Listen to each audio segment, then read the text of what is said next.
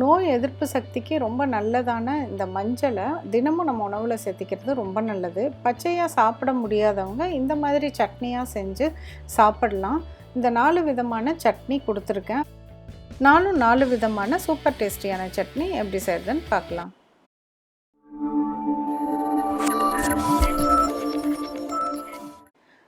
மஞ்சள் சட்னி நம்பர் 1 இது எப்படி செய்கிறதுன்னு சொல்லி பார்க்கலாம். இது எல்லாத்துக்குமே மஞ்சளை நம்ம தோல் சீவி சின்ன சின்ன துண்டாக வெட்டி உபயோகப்படுத்தணும்.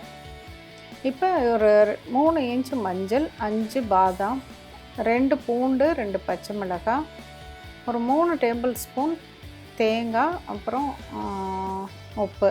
தாளிக்கிறதுக்கு எண்ணெய், கடுகு, கருவேப்பிலை.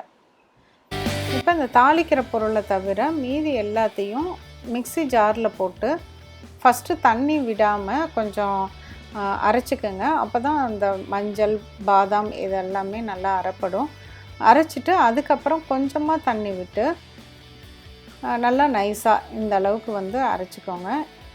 மஞ்சள் சட்னிலேயே எனக்கு ரொம்ப ரொம்ப பிடிச்சது இந்த சட்னி தான். அதுக்கப்புறம் கொஞ்சமாக எண்ணெய் விட்டு கடுகு, கருவேப்பிலை போட்டு தாளித்து கொட்டிடுங்க. அவ்வளோதான், மஞ்சள் சட்னி 1 ரெடி ஆயிடுச்சு.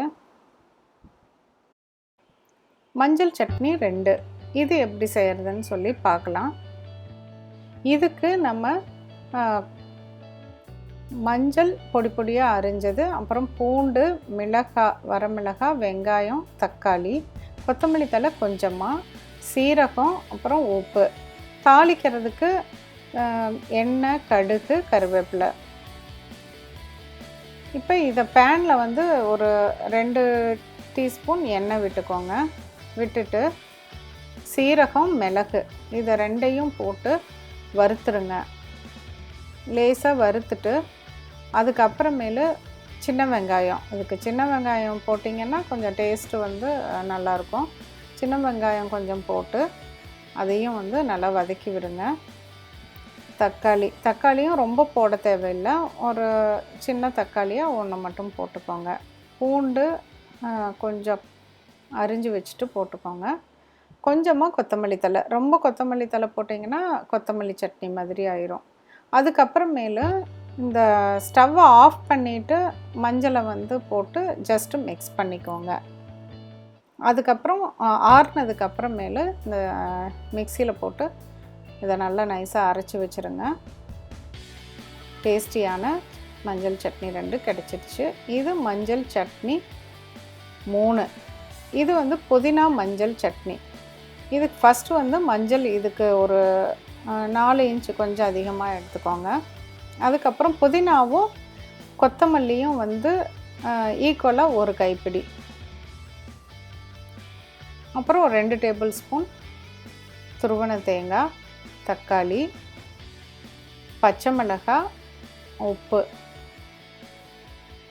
அப்புறம் தாளிக்கிறதுனா தாளிச்சிக்கலாம், இல்லாட்டி அப்படியே எண்ணெய் விட்டு நம்ம வதக்கி அரைச்சிக்கலாம்.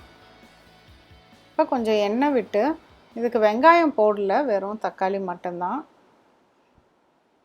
தக்காளி, அப்புறம் பச்சை மிளகாய்,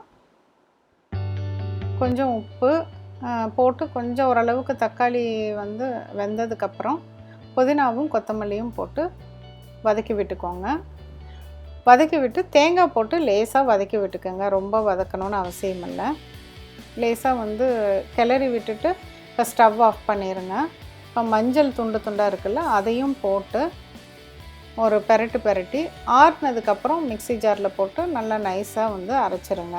நல்ல ஒரு கலரு, அந்த மஞ்சளும் அந்த புதினா கொத்தமல்லி சேர்ந்து சூப்பரான வாசம். அடுத்தது மஞ்சள் சட்னி நம்பர் 4 இது எப்படி செய்கிறதுன்னு பார்க்கலாம்.